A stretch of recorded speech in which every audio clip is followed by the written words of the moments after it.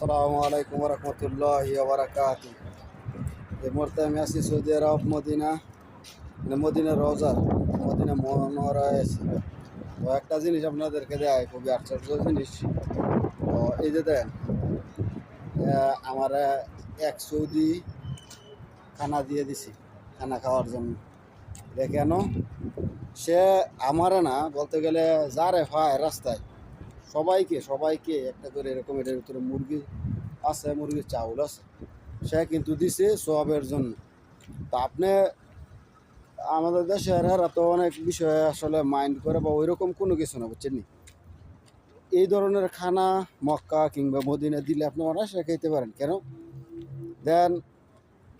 এটা সিস্টেম হচ্ছে এরকম যে আমি এই খানাটা খাইয়া, মানে আমি এই খানাটা খাইলাম, আমার আত্মায় তৃপ্তি হইল, বা খানা খাইলে তো আল্লাহ আত্মায় তৃপ্তি হইব না, ওই সবটা তো ওনার কাছে পৌঁছে যাবে।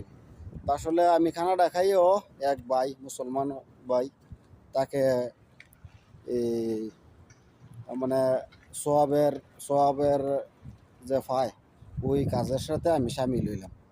দেখেন ইসলাম কত সুন্দর, ওয়াল্লাহ ইসলাম কত সুন্দর। আপনি যদি গভীরভাবে চিন্তা করেন তাইলে বুঝতে পারবেন আপনি, মানে আমাদের ধর্ম ইসলাম কত সুন্দর।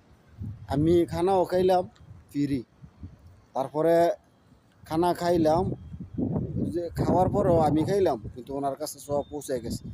এক মুসলমান ভাইয়ের সবের জন্য আমি খানাটা খাইলাম, খাইয়া যে খানার মাধ্যমে তিনি সব পাইছে, ওইটার থেকেও আল্লাহ আমারে সব দিব বা আমারে আল্লাহ ভালো করব। আমি এই আশা করি। তো আলহামদুলিল্লাহ, সবাই আল্লাহ শুক্রিয়া আদায় করবেন, কারণ আমাদেরকে এই মুসলিম ধর্ম ইসলাম দিছে এই জন্য।